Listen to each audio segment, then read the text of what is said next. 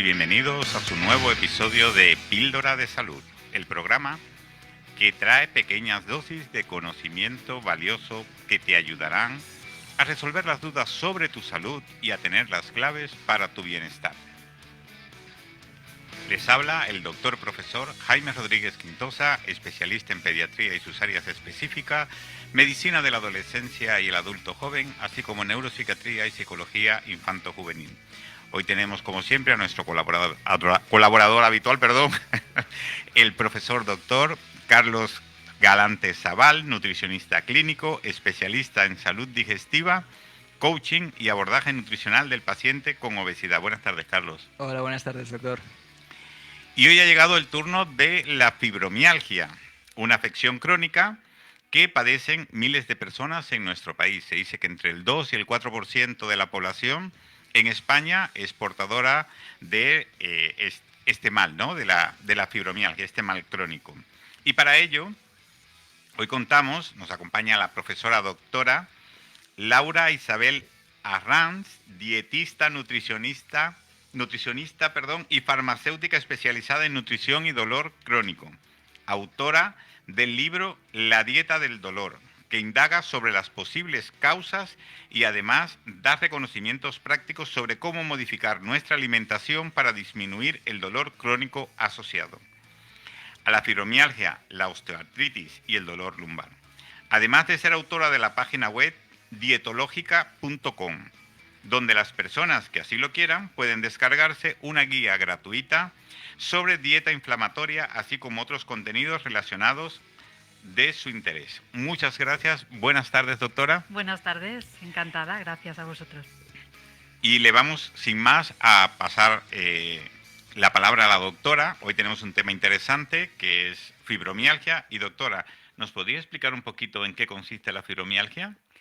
Bueno, pues la fibromialgia, como bien has dicho, es una patología que afecta pues, a un porcentaje importante de la población, aunque un 2 a un 4% parezca poco, pero en realidad son muchas personas que están padeciendo una patología que a día de hoy se reconoce como patología reumatológica, que cursa principalmente con dolor musculoesquelético generalizado y que, bueno, pues tiene otros síntomas asociados, como puede ser, pues, por ejemplo, la fatiga crónica, alteraciones gastrointestinales, alteraciones del peso corporal, etcétera, ¿no?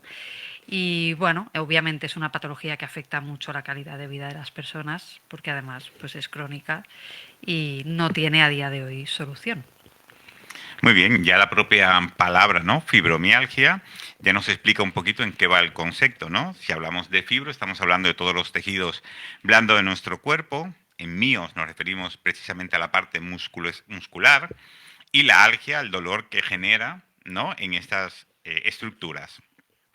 Doctora, a menudo nos hacen eco de que la alimentación es muy importante para la salud, que es algo básico. Sin embargo, en nuestro país, las enfermedades crónicas como la obesidad, la diabetes, las enfermedades cardiovasculares, incluso algún tipo de cáncer, se encuentran vinculados de alguna manera a su mejoría en cuanto a la nutrición, ¿verdad? ¿Podría Exacto. explicarnos cuál es la relación entre estas enfermedades crónicas y la alimentación? Bueno, en estas enfermedades crónicas que has mencionado, como que tenemos ya más claro cuál es la relación, ¿no? Porque, por ejemplo, si hablamos de obesidad, pues claramente la alimentación tiene que ver, porque, bueno, pues todos más o menos entendemos que si hay un exceso de ingesta calórica, pues puede haber una acumulación de grasa corporal que nos lleve a un problema de exceso de peso y de obesidad. Y, por supuesto, pues la dieta tiene mucho que ver. En el caso de la diabetes, pues también, porque si hay una mala alimentación, y un problema metabólico que la persona puede tener, pues vamos a tener esa posibilidad de desarrollar pues quizá una resistencia a la insulina y quizá con el tiempo pues una diabetes debido pues a una mala alimentación o empeorado por una mala alimentación con hidratos de carbono refinados, azúcares en exceso, etcétera, ¿no? Y en las enfermedades cardiovasculares, pues también sabemos perfectamente que la alimentación es muy importante porque una alimentación inadecuada, desequilibrada, con grasas, con un perfil no saludable, van a favorecer ese problema a nivel de todo el sistema cardiovascular.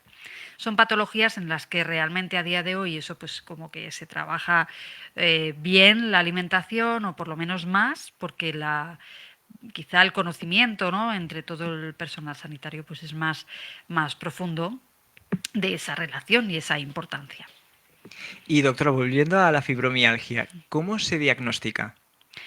Bueno, a día de hoy el diagnóstico sigue siendo un poco pues, con esa evaluación clínica del paciente y sobre todo con esa evaluación del dolor crónico musculoesquelético, pues que bueno, pues obviamente se ha prolongado en el tiempo y que bueno, pues está localizado especialmente en algunos puntos de dolor en el cuerpo que se llaman puntos gatillo, y eso se utiliza entre otras herramientas, pero eso sobre todo para realmente definir pues, que podemos estar delante de un caso de fibromialgia. También cuando ese dolor musculoesquelético no lo podemos asociar a otra patología más tangible o más fácil de medir, ¿no?, que en el caso de la fibromialgia no es sencillo.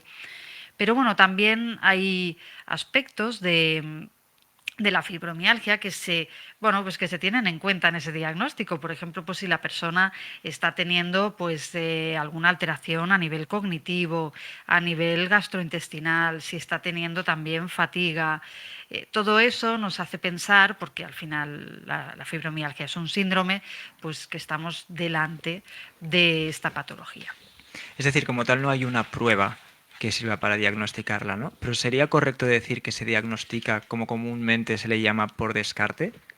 Yo diría que no, no por descarte. Obviamente hay unos criterios diagnósticos que, bueno, pues además de estos puntos gatillo, empiezan a haber algunas pruebas a nivel de fibras nerviosas, de fibra fina, de lo que se llaman fibras C, bueno, que se está viendo que eso está alterado y eso es lo que hace que haya una mala conducción del dolor, pero todavía eso no está generalizado en el diagnóstico, pero no es por descarte, es realmente.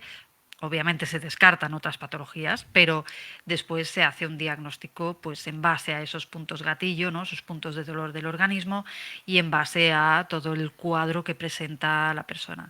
Luego hay algunos factores analíticos que nos dan pistas, pero que no siempre se cumplen. Por ejemplo, el paciente con fibromialgia, la paciente con fibromialgia, porque son más mujeres, suele tener los niveles de vitamina D bajos.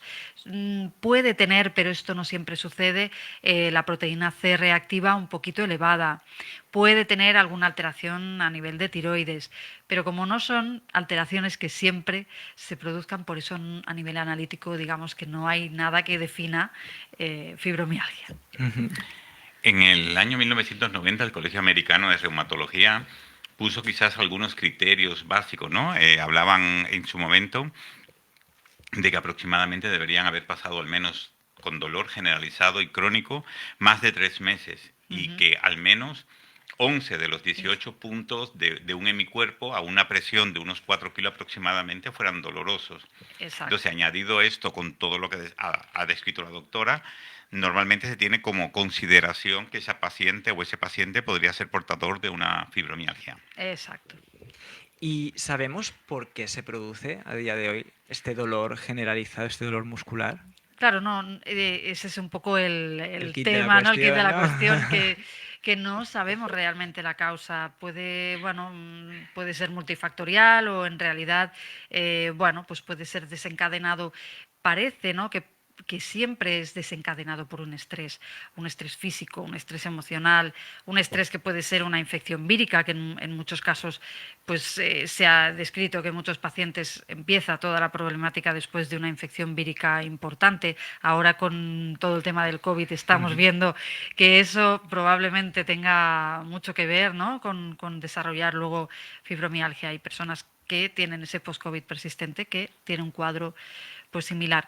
También estrés emocional, estrés físico, ¿no? Como digo, después de ver a muchos pacientes, pues uno también percibe que en todos los pacientes, aunque no sabemos la causa, pero hay un elemento en común, que es que han tenido una situación potente en cuanto a estrés de cualquier tipo, ¿no?, sostenido en el tiempo, que son personas fuertes, que han aguantado mucho, que han pensado mucho en los demás, y probablemente no han pensado tanto en ellos mismos y en lo que necesitaban, y que llega un punto que el cuerpo ya no puede más, ¿no?, hace ya un parón y ahí se dispara la enfermedad.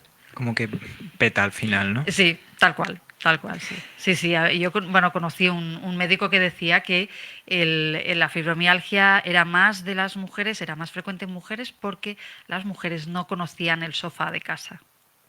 Bueno, un dato, ¿no? Un Ujú. poco por ese perfil de persona que no descansa, que siempre está haciendo algo por los demás. Exacto, que está como más pendiente de los demás, de cuidar a los demás. De hecho, la Ujú. mayor parte de los cuadros agudos, es decir, de los ataques agudos, aparece cuando hay una situación psicosocial estresante Sí, que genera que esos cuadros agudos cada vez sean más repetitivos, ¿no? exacto, exacto. Y doctora, en su libro de la dieta del dolor también habla del estrés oxidativo como una de las posibles causas que puede estar detrás de Ujú. ese dolor. Cuando hablamos de estrés oxidativo, ¿a qué nos referimos? Bueno, ese es un estrés importante que tiene mucho que ver con lo que se llama la fisiopatología de esta enfermedad y de otras. Y de hecho es el primer proceso pues que se empezó a describir como posible causa, ¿no? A día de hoy sabemos que no es la causa que está involucrado y que es el estrés oxidativo. Bueno, pues digamos que en nuestras células, cuando están funcionando de una manera normal, todo funciona correctamente, se van generando sustancias oxidantes que son como, bueno, pues sustancias tóxicas, como las que generaría, por ejemplo, el motor de un coche y que saldrían por el tubo de escape, ¿no? Para entenderlo. Esas sustancias oxidadas tóxicas que se van generando del propio funcionamiento celular, normalmente tenemos capacidad de neutralizarlo, es decir, normalmente el cuerpo, con los antioxidantes que tomamos con la alimentación y con los endógenos, puede neutralizar esas sustancias de manera que no ocasionen un perjuicio. Pero lo que se ve en la fibromialgia, también en la fatiga crónica y en otras patologías, es que ese estrés oxidativo a nivel orgánico de nuestro cuerpo está ahí porque esas sustancias oxidantes en las células se están acumulando, no las podemos eliminar y eso va generando una señal de que algo malo está pasando y esa señal de que algo malo está pasando genera inflamación y esa inflamación genera un problema cuando se cronifica, o sea que un poquito va por ahí. Ujú. Antes, justo al empezar, ha hablado de fatiga crónica, ¿no? Entonces, muchas veces se oye que fibromialgia y fatiga crónica van como de la mano. ¿Es lo mismo, no? ¿O No que...? es lo mismo. Van de la mano porque muchísimas personas tienen las dos patologías, pero son dos patologías diferentes.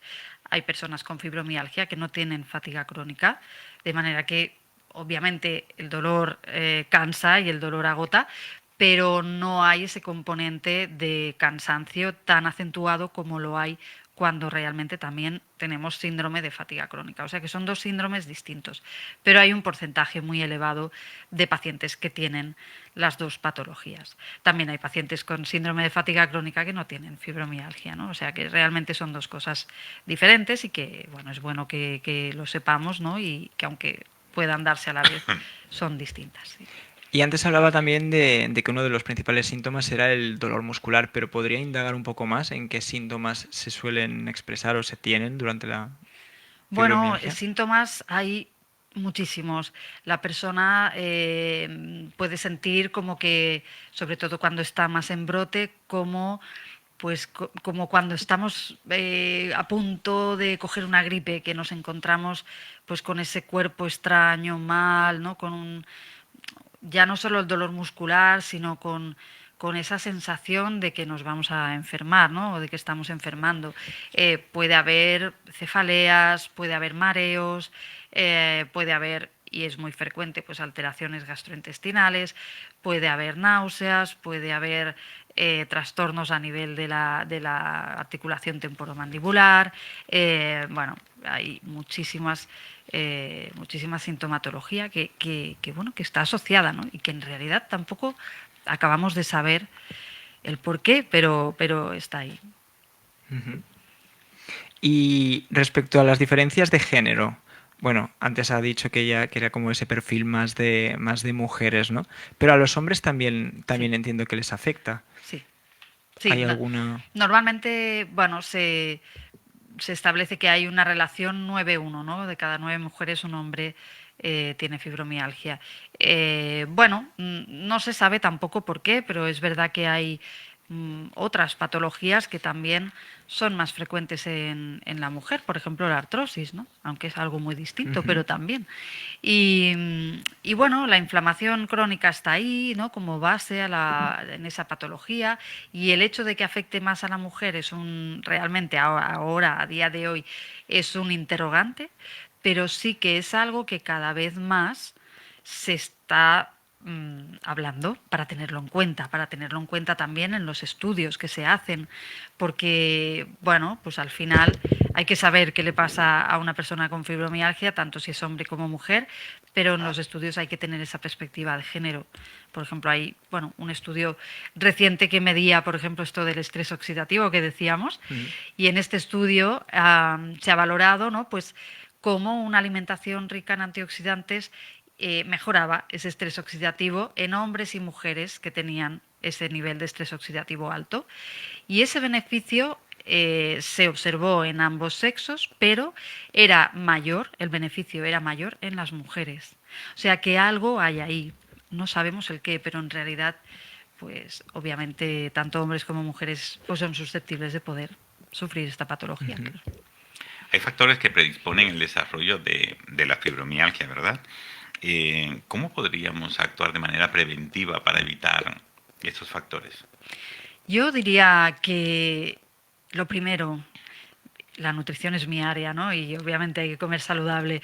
Pero antes que eso incluso, diría que lo primero es que las personas aprendamos a saber dónde está nuestro límite, que aprendamos a funcionar de manera que cuando el cuerpo pide descanso, descansemos, que durmamos las horas que necesitamos, es decir, que gestionemos nuestra vida de manera que, bueno, pues que no sometamos al cuerpo, ni a la mente, ni a las emociones a un estrés tal que realmente lleguemos pues acabando con un brote de fibromialgia que después pues se nos quede ahí para siempre, ¿no? O sea que yo diría, lo primero, gestionar muy bien nuestra vida, ¿no? En cuanto a descanso, el estrés, nuestra actividad, hasta dónde, ¿no? Y después, obviamente, comer bien, sí. Comemos saludable, es mucho más fácil que estemos protegidos. También es un factor que se ve muy a menudo en estas personas, pues previamente la alimentación no era buena, con lo cual ya hay nutrientes que estaban faltando o que estaban en desequilibrio y una situación que además pone en estrés al cuerpo, pues acaba por desarrollar la patología. Entonces, bueno, yo diría que preventivamente comer bien, cuidar nuestro estilo de vida, descansar lo que necesitamos, dormir lo que podamos, ¿no? Y lo que necesitamos, esos serían como pilares básicos.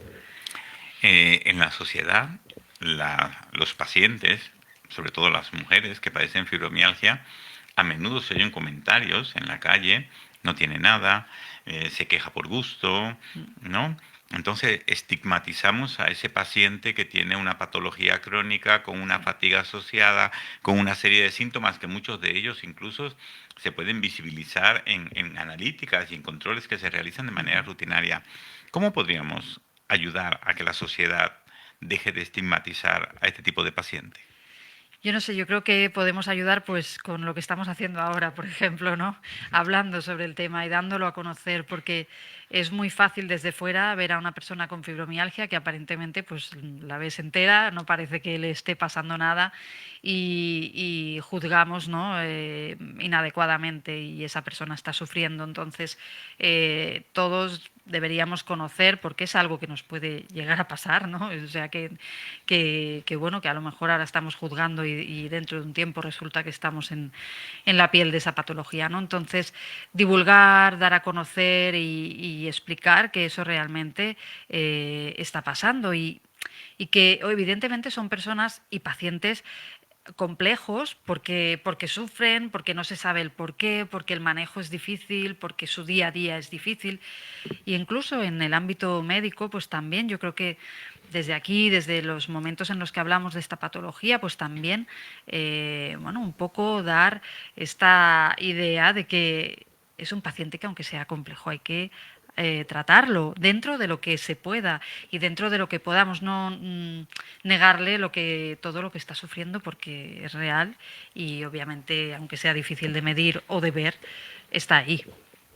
Sí, correcto. De hecho, cada paciente que es portador de alguna manera, por decir alguna palabra, de fibromialgia, se debe individualizar el trato, el tratamiento y la atención, a pesar de que es falso, de que realmente es una enfermedad incurable, porque realmente si se manejan determinados conceptos y determinados factores se puede mejorar Ujú. la situación del paciente. Sí es cierto que a cada paciente con fibromialgia hay que hacerle un traje a medida. Claro, Y se total. recomienda que la atención sea una atención multidisciplinar, ¿no? Sí, No solamente esa atención por parte del reumatólogo, sino también por un nutricionista, por un psicólogo, es decir, que hay que hacer un abordaje complejo exacto. donde también la familia juega un papel importante porque precisamente uno de los problemas que realmente agravan la situación de un paciente con fibromialgia es la situación familiar, ¿no? Claro, claro, totalmente. Ese abordaje multidisciplinar, bueno, ya sabemos desde hace muchos años, ¿no? Que ese es el tratamiento al que debemos dirigirnos y el que realmente favorece al paciente individualizado, obviamente, porque no hay una tabla de ejercicios que vaya bien para todos los pacientes con fibromialgia y tampoco hay una dieta que vaya bien para todos los pacientes con fibromialgia. Todo hay que individualizarlo y ayudar a esa persona a manejar todos esos aspectos que pueden mejorar su patología y su vida es muy importante. Sí, quizá, exacto, ¿no? No, hasta dónde estamos curando o hasta dónde llegamos, pues hasta el máximo que podamos, ¿no? Ese es el objetivo y que esa persona, pues, aunque tenga eso de fondo, que podamos llamarle pues como que fuera un punto débil, pero que si cuida todo lo que puede cuidar a su alrededor de su salud, pues pueda vivir dignamente, ¿no? Con calidad de vida y bien. No, sí, de hecho, los pacientes que han recibido ese apoyo familiar, ese apoyo social, incluso a través del médico de cabecera, que juega un papel importante porque es el que le hace prácticamente el seguimiento continuo, aparte del reumatólogo y los demás profesionales. Sí es cierto que la mejoría se nota, ¿no? Cuando estos pacientes, el nivel de estrés familiar, social, incluso el laboral, ha disminuido, realmente hay una mejoría notoria en Claro, relación a esos claro. síntomas que a veces son muy exagerados, pero que van disminuyendo con el tiempo. Claro, claro, totalmente. Por ejemplo, en esto que comentas, bueno, pues es muy importante porque al final si hay ese apoyo familiar, ese apoyo del profesional sanitario más cercano, que puede ser su médico de familia, y en su entorno laboral incluso, no son personas que es que no quieran trabajar, es que se encuentran mal, pero si hay una buena adaptación del puesto de trabajo y pues esa persona se siente mucho más realizada y obviamente es lo que le va a venir Correcto. mejor, ¿no? Claro. Justo ahora el doctor estaba hablando de que el dolor crónico puede llegar a limitar muchísimo la calidad de vida de las personas que lo sufren, ¿no? Y en caso de la fibromialgia, hasta tal punto de que no se pueden levantar de la cama. La gran pregunta es, ¿hay algún tratamiento como tal? No hay, bueno, pues como decíamos, no hay un tratamiento como tal. Hay tratamientos a nivel farmacológico, por ejemplo, pues bueno, hay tratamientos que pueden ayudar. Si la persona, bueno, un poco le podemos reducir niveles de ansiedad, que eso vemos que le repercute en una mejora, pues obviamente se va por ahí o por fármacos para el dolor, analgésicos, porque el nivel de dolor, pues no es viable y hay que ayudar a esa persona, ¿no? O sea que no hay un tratamiento, digamos, único, no hay un tratamiento específico tampoco para la fibromialgia, así que al final se maneja un poco en función de cada caso, de todos esos síntomas que, bueno, pues que hemos comentado que pueden estar asociados, del nivel de dolor, y entonces, bueno, pues tanto a nivel farmacológico y a nivel de otras disciplinas, adaptamos, ¿no? el tratamiento, claro. Usted trabaja, doctora, en clínicas Barnadolor, ¿verdad? En el Instituto Aliaga Tecno y Only Five Center, ¿verdad? Exacto. Acompaña a pacientes con fibromialgia a mejorar su calidad de vida. ¿Nos podría explicar un poquito cómo es este abordaje? ¿Cómo se realiza para garantizar un mejor estado, un mejor bienestar para este tipo de paciente? Bueno, el abordaje en estas clínicas es multidisciplinar, ¿no? Es decir, este ideal de tratamiento multidisciplinar es lo que aplicamos en las clínicas.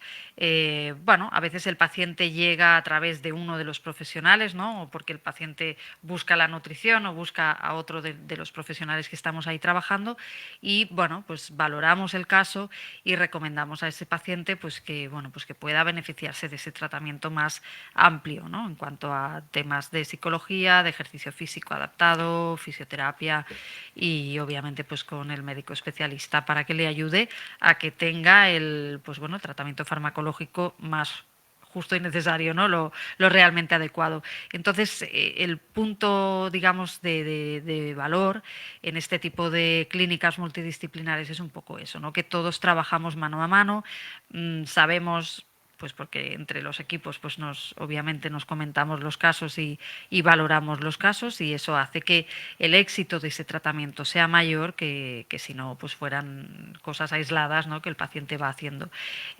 Acompañamos al paciente de forma muy personal, muy en el día a día, ayudándole bueno, pues en las pequeñas cosas del día a día para que pueda aplicar todo lo que los profesionales le estamos recomendando. Así que la verdad es que es muy bonito trabajar así porque obviamente pues estás con un equipo de compañeros que están muy involucrados, todos lo estamos, y que los pacientes están muy contentos con ese abordaje, claro. No, resaltar que, bueno, este instituto, ¿no? El doctor Aliaga se fundó hace mucho tiempo, Sí. desgraciadamente falleció, pero fue un pionero en establecer esto, sobre todo en Clínica Tecno. Sabemos que allí también se hace un abordaje con acupuntura, medicina tradicional china y que tenemos pacientes que recuperan bastante bien. Sí. Por lo tanto, sí es cierto que del instituto, y le damos las gracias porque muchos pacientes salen satisfechos del tratamiento que reciben allí. Exacto, sí, sí, sí, sí. Hay una, bueno, pues una visión muy, muy amplia, ¿no? Con esas herramientas que sabemos que realmente les pueden ayudar. Muy bien, pues aprovechamos un poco para recordar a nuestros oyentes que hoy nos encontramos en Píldora de Salud. Estamos entrevistando a la doctora Laura Isabel Arranz, profesora de la Universidad de Barcelona. Ella es nutricionista, es autora del libro La dieta para el dolor, un libro que explora la relación existente entre la nutrición y las diferentes condiciones que arrastran al dolor crónico, como la fibromialgia. Recordemos que el dolor crónico es una de las patologías que afecta prácticamente al 20% de la población mundial. Es difícil de tratar, cada paciente lleva no solamente ese traje a medida de elaboración sobre su patología, sino que se trabaja también en conjunto con la familia porque es importante ese apoyo familiar y ese apoyo, digamos, profesional que se le tiene que dar por las diferentes disciplinas médicas. Recordamos que la doctora trabaja en la clínica Barna el Dolor en Instituto Aliaga Tecno. Bueno, son dos distintas. Barna Dolor es una clínica que está aquí en Barcelona, en la calle Viladomat, y luego Instituto El Instituto Aliaga. Aliaga Tecno. Exacto, entiendo. Correcto. Sí. Muy bien. Bueno, y vamos a entrar ya de lleno a lo que es la alimentación, el papel de la alimentación en la fibromialgia, ¿no? Entonces hemos hablado de que desgraciadamente no tiene un único tratamiento farmacológico y que el abordaje tiene que ser multidisciplinar. Entonces, ¿podría explicarnos, doctora, ese papel de la alimentación? ¿Cómo puede mejorar o empeorar los síntomas de la fibromialgia? Bueno, pues voy a empezar por lo sencillo o por donde empezamos a, digamos, a nivel de ciencia, ¿no? A vislumbrar un poco esa relación. En ese abordaje multidisciplinar, pues bueno, hace unos años no se contemplaba la nutrición, pero ya muchos estudios hablaban de este factor que hemos hablado del estrés oxidativo y de su relación con la inflamación, porque si ese estrés oxidativo se perpetuaba, pues se perpetuaba también la inflamación crónica y eso era un círculo vicioso que empeoraba la evolución de la patología o que hacía que se disparara la patología. Entonces, en ese contexto, empezaron a haber estudios y también yo en ese momento de decir, bueno, pues si eso está pasando, la nutrición tiene ahí un papel importante. ¿Por qué? Pues porque para controlar el estrés oxidativo nuestro organismo necesita antioxidantes. Algunos antioxidantes los podemos fabricar endógenamente, pero la mayor parte de los antioxidantes necesitamos incorporarlos con la alimentación. Con lo cual, si ese proceso de estrés oxidativo está ahí y la persona no tiene una buena ingesta de antioxidantes con su alimentación, obviamente no está en la mejor situación de poder sobrellevar eso y seguramente pues la patología se complica. Y luego por el otro lado de la inflamación, pues lo mismo, ¿no? Si esos procesos inflamatorios están ahí, pero resulta que sabemos que el cuerpo tiene su capacidad resolutoria de la inflamación, es decir, tiene capacidad de generar sustancias antiinflamatorias, pues ¿por qué no nos fijamos muy bien en esa alimentación que tenga esas sustancias que favorecen la síntesis, ¿no? La fabricación endógena de antiinflamatorios, que bueno, en este caso pues son principalmente los ácidos grasos omega 3, las grasas omega 3 del pescado azul, por ejemplo, y de las nueces, ¿no? Con lo cual ahí empieza un poco el kit de la cuestión de la alimentación es importante. También porque en ese momento pues se pensaba, bueno, si la alimentación está optimizada, con antioxidantes, con omega 3, todo lo mejor posible, pues el paciente estará mejor. Claro, si el paciente come mal, pues el paciente estará peor. Pero con el tiempo hemos ido viendo muchas más cosas. Esa relación no es unidireccional, es bidireccional, porque la nutrición afecta a la patología, pero la patología también afecta a la nutrición, porque afecta, por ejemplo, a la conducta alimentaria del paciente. El paciente siente que sabe lo que tiene que hacer cuando se lo explicas, lo entiende, pero se siente como abrumado, como que no es capaz. Lo intenta y vuelve a la consulta y dice que tiene poca voluntad, pero no tiene poca voluntad. Ahora sabemos que la fibromialgia, pues uno de los síntomas que tiene o una de las consecuencias que tiene es que a nivel tanto cognitivo como conductual, hay una afectación de lo que es la corteza prefrontal y hace que la persona, aparte de todo el problema cognitivo que lo hay, pues que la persona sea menos capaz de pasar a la acción. Es decir, sé que tengo que hacer eso, pero me cuesta hacerlo. O sea, estamos como más bloqueados, ¿no? Somos más incapaces de hacerlo. Entonces, bueno, pues eso influye, porque obviamente pues va a ser más difícil para un paciente con fibromialgia. Y luego sabemos también, se ha descrito en el contexto de dolor crónico, y esto es muy importante, que el dolor es bueno, pues es un factor de estrés, obviamente, que altera la conducta alimentaria porque, por un lado, se ha visto que el hecho de comer tiene efecto analgésico. Bien, mientras comemos no duele tanto, pero claro, comer continuamente no es la solución tampoco, ¿no? Para que no dura. Pero existe ese efecto. Y luego el efecto hedónico, que se llama. El efecto hedónico es el comer algo que nos gusta, algo que nos da placer. Y eso también reduce el dolor, porque las vías del placer y del dolor a nivel del sistema nervioso son las mismas. Y mientras estamos sintiendo un poco de placer, tenemos un poco menos de dolor. Con lo cual, por eso esta patología es como que pone al paciente un poco más un reto, porque le es más difícil hacer las cosas y porque tiene una conducta alimentaria que va a ir un poco más en búsqueda de ese placer, de esa recompensa, de ese efecto analgésico, y eso va a hacer que el paciente pues a veces coma cosas que no tiene que comer, ¿no? Sobre todo pues dulces, alimentos grasos que van a producir ese momento de placer, pero que obviamente no ayudan, ¿no? Así que la relación es muy compleja, también tiene mucho que ver la microbiota, que a día de hoy también sabemos que está jugando un papel importante en la modulación de la inflamación, y que resulta que muchos pacientes con fibromialgia tienen la microbiota desequilibrada. Bien, pues por ahí también es muy importante, ¿no? Y luego todo lo que está relacionado, pues obviamente, con que el paciente duerma bien o duerma mal. Normalmente se duerme mal, y cuando dormimos mal comemos peor.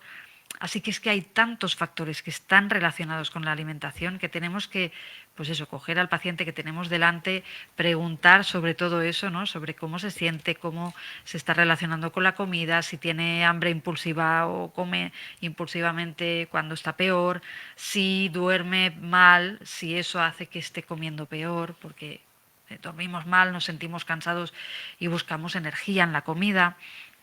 Es decir, que además de decirle lo que tiene que hacer para comer bien, hay que evaluar todo eso, porque es una relación compleja y en las dos direcciones, ¿no? Sí, realmente parece como que se entra en un círculo vicioso Exacto. y que muchas veces, ¿no? Cuando el paciente viene a consulta, no puedes empezar a hacer 1000 cambios, porque sumado a esa dificultad añadida que ya, Claro. como bien comentabas, la patología pues dificulta esa realización de llevar a cabo Sí. una acción determinada, ¿no? Lo importante es que empiece. ¿no? Sí, exacto. Romper exacto. ese Sí, sí, círculo sí, y entonces sí, ya a partir de eso ahí ya es. como que se genera una brecha y puedes empezar a trabajar, ¿no? Exacto, eso es lo importante, ¿no? Empezar a caminar y empezar ese camino de, bueno, de romper ese círculo vicioso y poquito a poco, por donde veamos que el paciente puede, ¿no? Mejor. Y quizá, bueno, yo en mi caso, pues intento, ¿no? Dar al paciente herramientas muy prácticas, como por ejemplo pueden ser los menús, que siempre me lo agradecen, ¿no? En general, de decir, ¡ay, qué bien los menús, ya todo pensado y programado! Evidentemente para mí es mucho más trabajo, pero sé que eso es muy importante porque decirle al paciente lo que tiene que hacer es una cosa, pero decirle, mira, este es tu menú semanal, no pienses en nada más, muy sencillo, ves con ese guión, cositas así que les ayuden a empezar, ¿no? Como decías. Sí, que lo visualicen. Exacto. Y añadido a esta dieta, que yo creo que es importante, también tenemos el vino tinto, ¿no? El hoy, El resveratrol, sí, el resveratrol, sí. que yo creo que también juega un papel importante, tiene un papel importante en cuanto a la antioxidación y a la antiinflamación de estas patologías, ¿no? Bueno, sí, pero quizá en contexto más de salud, porque el resveratrol es un antioxidante muy potente, pero lo tenemos en el vino, pero también está en las uvas, en los arándanos.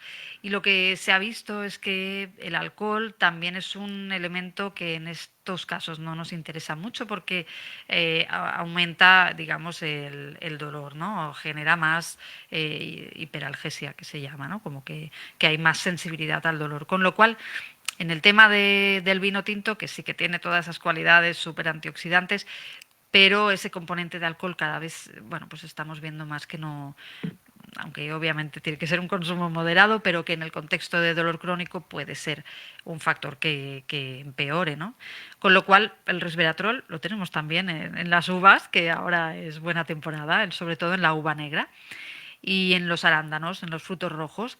Por eso, pues esta recomendación de los frutos rojos se extiende cada vez más porque los profesionales también pues lo recomendamos. La fruta toda es importante, pero los frutos rojos tienen ese valor de polifenoles como el resveratrol, que son muy importantes, sí. Y además del resveratrol y los omega 3 que estabas comentando también, que están en el pescado azul y las nueces, ¿qué otros nutrientes más pueden contribuir a disminuir esa inflamación? Bueno, sobre todo los antioxidantes, como hemos dicho, el resveratrol es uno, pero en el tema de antioxidantes lo que yo creo que el mensaje más claro para la población, para que las personas que padecen este problema y para las que quieran cuidarse obviamente también, es que los antioxidantes son sustancias que van a estar solo en el reino vegetal, es decir, solo los vegetales tienen antioxidantes de forma significativa, ¿no? Puede haber algún antioxidante en los alimentos de origen animal, pero no es significativo. Y lo que nos da idea de la cantidad y la variedad de antioxidantes que podemos estar consumiendo es consumir vegetales de diferentes colores. Es decir, que esto de poner colorido en tu plato o en tu tostada de la mañana, yo siempre hago insisto mucho, porque en realidad es algo visual y fácil para entender que si yo estoy comiendo muy monocromático, eso es mala señal. Pero si yo en mi plato estoy poniendo diferentes colores de vegetales distintos, o en mi tostada o donde sea, eso, o en general en mi alimentación del día y de la semana, eso me garantiza esos antioxidantes. Luego el omega 3, importante por la parte antiinflamatoria. Es el sustrato imprescindible para que nuestro cuerpo genere antiinflamatorios. El pescado azul es la fuente principal del omega 3, que realmente es el precursor potente de esos antiinflamatorios. Las nueces tienen omega 3, pero es un precursor un poquito más sencillo, que requiere transformaciones en el organismo y que esas transformaciones son costosas. Normalmente hay un porcentaje muy pequeñito de esa transformación en realmente sustancia antioxidante, antiinflamatoria, perdón. Y con lo cual el pescado azul es muy, muy importante. Pero luego otros nutrientes, como comentabas, pueden ser clave, la vitamina D. La vitamina D la tenemos en algún alimento, pero sobre todo es la vitamina del sol, ¿no? Es la vitamina que vamos a tener en mejores niveles cuando nos da la luz del día. Y es verdad que vivimos en un país de sol y de luz, pero resulta que tenemos a casi toda la población con niveles bajos, ¿no? Entonces hay que animar a los pacientes con fibromialgia a que estén un ratito al aire libre, sobre todo por la mañana, porque eso también genera unas buenas señales para luego la cronobiología, ¿no? Para regular el reloj de descanso y de vigilia, que nos dé la luz. No hace falta tomar el sol como un lagarto, pero sí que nos dé la luz del día, darnos un paseo por el exterior. Y luego, por ejemplo, muy importante, pues la ingesta de proteínas, que no nos vayamos quedando con una alimentación pobre en la que las proteínas se vayan quedando un poquito justas, porque en realidad eso puede favorecer algo que se produce ya de forma muy drástica con la fibromialgia, que es la pérdida de masa muscular. Y la pérdida de masa muscular está claramente relacionada con pérdida de calidad de vida, de funcionalidad, y eso tenemos que intentar contrarrestarlo. Entonces, que la persona sea muy consciente de que tanto, por ejemplo, en la comida y en la cena, que tenga esa parte de proteína. Y luego, pues bueno, nutrientes de todo tipo, obviamente todas las vitaminas, todos los minerales, ¿no? Que no nos falte de nada. Así que hay hay muchos elementos, ¿no? En la alimentación que son imprescindibles. La fibra también, por ejemplo, ¿no? Para cuidar la microbiota y que esté funcionando bien todo a nivel intestinal. Sí, yo justo iba a preguntar también que cómo puede ser que viviendo en España, que es un país súper soleado, haya, bueno, el déficit de vitamina D sea tan extendido, ¿no? O sea, ¿hay alguna Sí, razón? yo ¿Conoce creo alguna que, pues yo creo que la razón es muy sencilla. El sol lo tenemos ahí fuera, pero nosotros estamos dentro. O sea, no realmente no pasamos el rato suficiente al aire libre, porque a lo mejor sí salimos de casa, pero salimos de casa y nos vamos al metro o nos vamos al autobús o nos vamos al coche o vamos al médico o vamos a la oficina y al final estamos siempre en los interiores, ¿no? ¿Cuántos ratos de nuestro día, cuántos ratos pasamos al aire libre? Si realmente deberíamos estar unas 2 horas paseando al aire libre o sentados que nos dé la luz, eso no lo hacemos. O sea que tenemos el elemento clave, pero no lo estamos aprovechando. Totalmente, y más ahora en invierno que Claro, sales de noche, de día sales de noche y vuelves a salir del trabajo de noche, ¿no? Entonces entras ahí efectivamente. también Ahora en vamos ese... a una época mala en ese sentido. Y sí que ahí deberíamos pues un poco animar a los pacientes que, bueno, a nivel médico esto se tiene muy en cuenta y seguro que el médico lo va a valorar, pero bueno, que el paciente también lo sepa, que controlar que esos niveles de vitamina D estén en niveles óptimos es importante y que el médico lo va a ver perfectamente con una analítica y le va a poder dar un suplemento para poder tener esos niveles en niveles adecuados, ¿no? Sobre todo ahora de cara al invierno. Antes comentaba, doctora, que el consumo de verduras de diferentes colores y las frutas, pues mejoraba mucho esta función, ¿no? Y mejoraba la fibromialgia. Pero a menudo pues, la mayoría de las personas que sufren fibromialgia, perdón, están asociadas a otras patologías, a otros síndromes, como puede ser el caso, por ejemplo, de los problemas digestivos, entre ellos el síndrome del intestino irritable. Y muchos se preguntan, bueno, pero si yo estoy comiendo fruta, estoy comiendo verdura, ¿por qué cada vez estoy peor? ¿Qué Ya. consejo les diría a estas Bueno, personas? ahí sí es verdad que hay que valorar cada caso, como decíamos antes, cada caso es un mundo, y entonces si realmente, por ejemplo, hay un síndrome de intestino irritable que especialmente tenga tendencia a diarrea, porque ahí podemos tener, pues bueno, tendencia a estreñimiento, tendencia a diarrea. Si estamos viendo que ese consumo de frutas y verduras está siendo un problema, aunque probablemente haya otros problemas en la dieta, porque haya otros alimentos que esté tomando y que no estén yendo bien, pero lo que tenemos que hacer es ajustar qué tipo de frutas y qué tipo de verduras temporalmente, porque bueno, es un poco una dieta que restringimos aquellas frutas y verduras que puedan tener fibras más fermentables, también se limitan un poco las legumbres, lógicamente, porque generan más gases, más fermentación, y con eso ayudamos a la persona que tiene intestino irritable y especialmente cuando tiene muchos gases o diarrea, pues a que pueda regular y que se pueda sentir mejor. Cuando regulamos un poco en ese sentido, esa dieta se llama dieta baja en FODMAPs y esos FODMAPs son pues eso, sustancias que fermentan fácilmente, ¿no?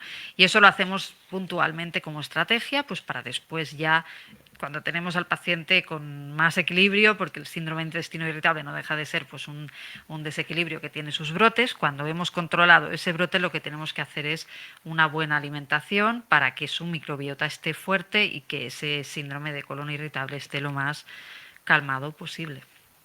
Muy bien, doctora. Tenemos de nuestros oyentes unas cuantas preguntas. Ah, sí, qué bien. Vamos a dar paso a ellas a ver qué nos Muy preguntan. bien, vamos a ver. Bueno, pues la primera nos viene desde Madrid, es Fernando, y dice, ¿la dependencia de fármacos produce o puede producir fibromialgia? No, que el fibromialgia a causa de fármacos, yo creo que no, que eso no está, vamos, no está descrito para nada. Lo único que, bueno, pues obviamente puede haber en algún caso algún tratamiento farmacológico continuado no adecuado que pueda generar dolor por motivos varios, pero no la patología, no. Este mismo oyente pregunta, ¿los primeros síntomas cuáles suelen ser?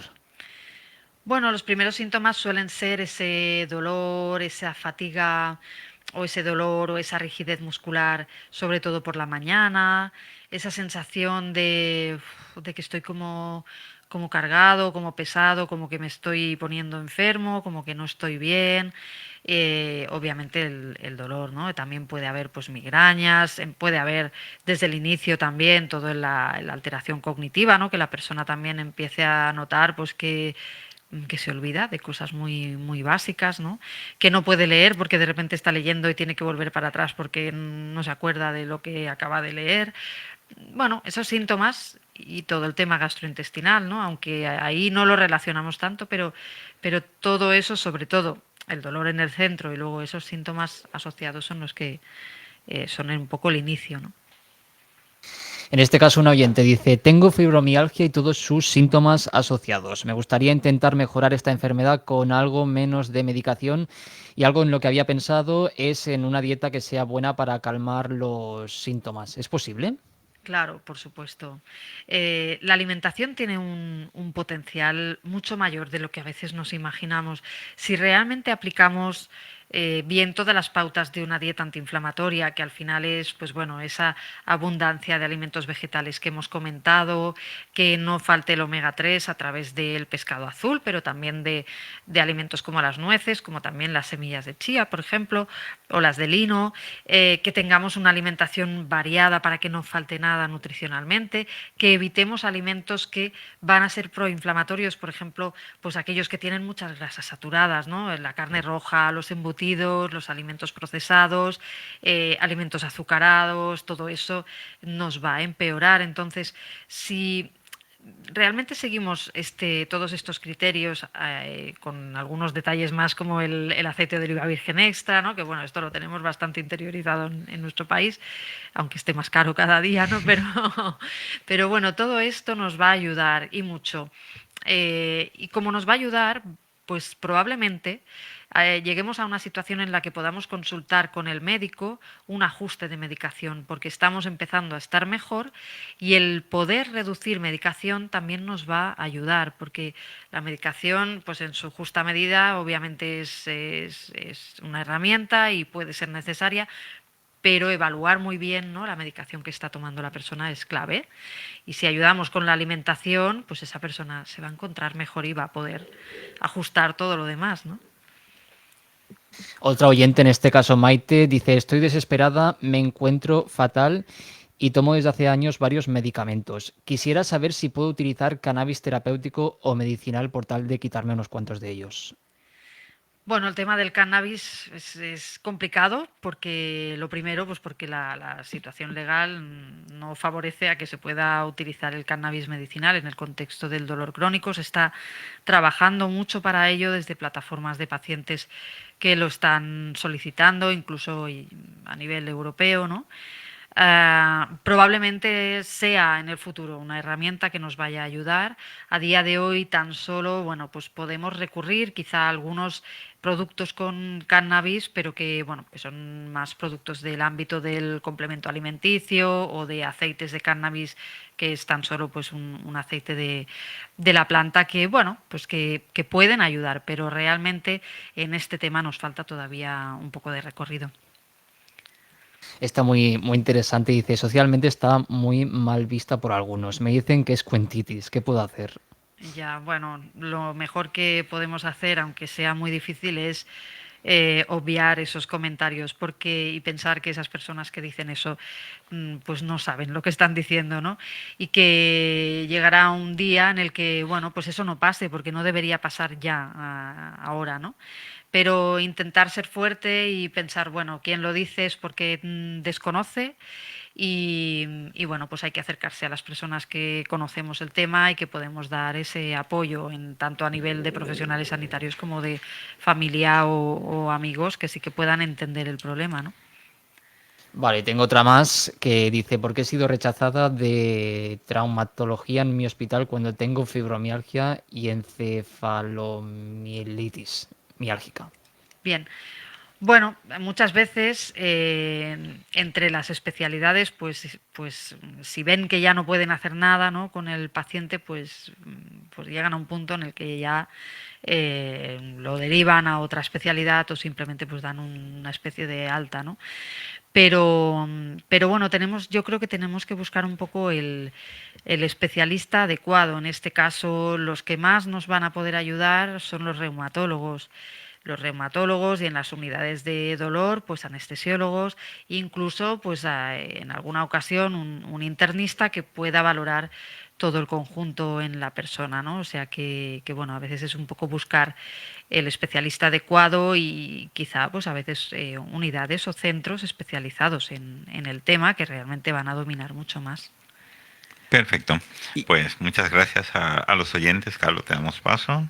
sí, yo creo que también es importante el hecho de hablar, ni que sea muy brevemente, sobre los suplementos alimenticios, que aquí en las preguntas justo salía el tema del cannabis como el CBD, Mm, ¿no? Pero también otros, como por ejemplo el magnesio, el potasio, por ese dolor mm. muscular, esos suplementos de omega 3, ¿son realmente necesarios? Y también dentro de esa parte, ¿no?, de polimedicación que algunos pacientes también ahora o personas con fibromialgia estaban comentando, estas estrategias que circulan por ahí de depuración hepática o de limpieza hepática a bases de productos de plantas, ¿son necesarios? ¿Sirven para algo? Bueno, vayamos. En este tema es muy importante, ¿no? Lo que, bueno, pues dar un poco el mensaje bueno, pues que se considera más coherente. En cuanto a la suplementación en general, no hay un patrón de cuál es la suplementación que todos los pacientes deberían tomar. Es verdad que hay suplementos que son como muy básicos como herramientas que probablemente vayamos a utilizar con el paciente, como por ejemplo, pues como decías, el magnesio, los omega 3, pues también, por ejemplo, las vitaminas del grupo B. Bueno, son suplementos que puntualmente podemos darle al paciente para ayudar a reducir la sintomatología. Con el magnesio, por ejemplo, que se ha hablado tantísimo de él, bueno, pues es un suplemento que ¿por qué no? Porque es muy interesante. Lo que pasa es que normalmente cuando empezamos un abordaje con dieta, con alimentación, si la persona mínimamente está siguiendo nuestras guías, nuestra recomendación, ese magnesio va a estar ya en niveles óptimos, porque el magnesio, por ejemplo, está pues en las semillas, en los frutos secos, el sésamo, por ejemplo, es una excelente fuente de magnesio, las almendras también. Entonces, a nivel dietético, si ya tenemos eso en mente, no hace falta que, bueno, pues liemos más al paciente con un suplemento de magnesio, solo si realmente vemos que es necesario o, por ejemplo, si vemos que ese paciente no consigue esos objetivos de dieta que nos hemos marcado y que nos estamos quedando un poquito cortos de magnesio. Igual con el omega 3, ¿no? Si vemos que dietéticamente lo vamos a conseguir, pues ya está, pero si vemos que probablemente no, o que es un paciente que tiene un punto de inflamación potente, que está en un brote, bueno, pues démosle un suplemento porque le va a ayudar.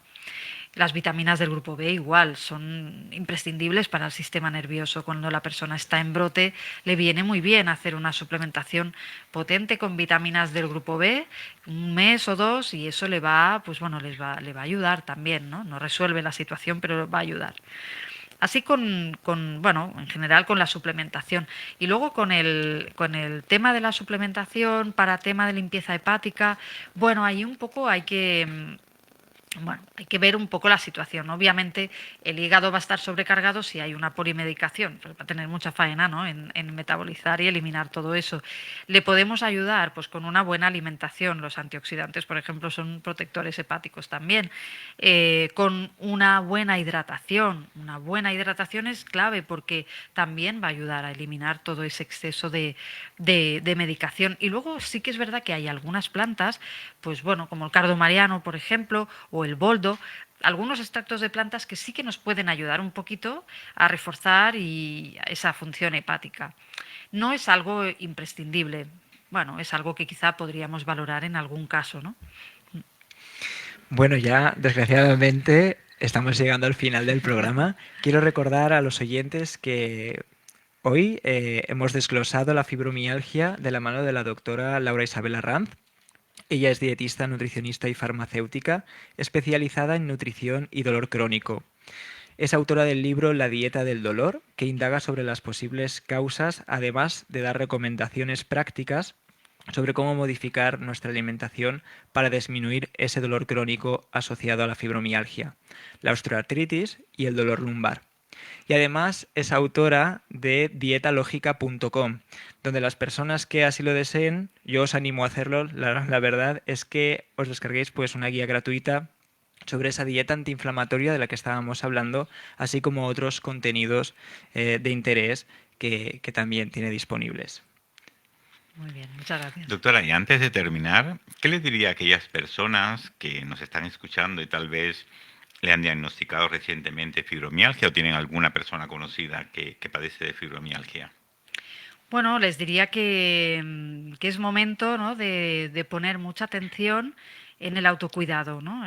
Obviamente hay que consultar a los profesionales sanitarios que haga falta y poner ese punto también de autocuidado, ¿no? Personal, de decir, bueno, pues es momento realmente de hacer las cosas bien, de cuidar esta maquinaria pues que ahora pues está teniendo este problema con la alimentación y con lo que en cada uno sea necesario, ¿no? O sea, que poner ese punto de conciencia y bueno, y de tranquilidad y de calma, ¿no? De bien, si me cuido, esto puede ser muy llevable y hay que, bueno, pues poner un poco todos de nuestro lado, ¿no? Correcto.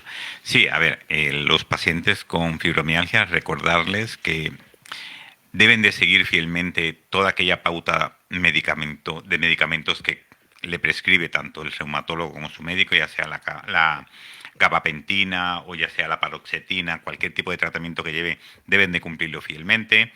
Buscar apoyo psicológico y sobre todo orientación de cómo llevar a cabo esta patología, seguir un tratamiento fisioterapéutico que mejora bastante, hemos hablado poco de él, pero realmente es importante, realizar actividad física. No es necesario hacer una actividad moderada, con una actividad suave como puede ser nadar, caminar, mejora, por supuesto, también ese tipo de estrés y ayuda a mejorar el dolor, tener ocupaciones lúdicas, actividades que nos despejen de la mente y sobre todo también, como decía la doctora, la nutrición, ¿no? Tanto los antioxidantes, el omega 3, la vitamina D, tomar sol en su momento, las series de verduras de diferentes colores en cada uno de las dietas que llevamos a cabo, incluso en el desayuno, como decía la doctora, una tostada con diferentes colores, pues mejora incidir en el consumo de los frutos rojos y de otros elementos como pueden ser las semillas de chía, de lino, el sésamo, la almendra. En conjunto, todos ellos mejorarán, por supuesto, esta patología. Muchísimas gracias a la doctora. Gracias a vosotros. Recordarnos a los oyentes que podéis escucharnos la entrevista completa en el papel de la dieta en la fibromialgia que hemos hablado hoy en nuestro canal de YouTube, Píldora de Salud. No olviden suscribirse y anotarse todas aquellas dudas que tengan y hacérnoslas llegar, que con gusto podemos aclarar cada una de ellas. También hacerle mención a que pueden seguir a la doctora Laura Arranz, Carlos. En @LauraGanaNutrición. Es su cuenta de Instagram y donde podréis profundizar mucho más pues, sobre esta patología y sobre todo tener ideas de Exacto. recetas e incluso también contactar con ella directamente. Sí, por supuesto. Pues muchas gracias y hasta la próxima. Gracias, hasta otra. Hasta otra. Todos los viernes, de 5 a 6 de la tarde, tus dudas quedarán resueltas en el programa Píldora de Salud. ¿Es adecuado el mindfulness para todo tipo de personas, incluidas las personas que puedan estar enfermas o personas que padezcan de algún tipo de patología? Píldora de Salud es el programa dirigido por Jaime Rodríguez. Jaime Rodríguez y sus contertulios llegarán hasta el fondo de la cuestión, gracias a esa píldora que puede mejorar nuestra calidad de vida. Recuerda, en Gran Vía Radio, los viernes de 5 a 6 de la tarde, Píldora de Salud.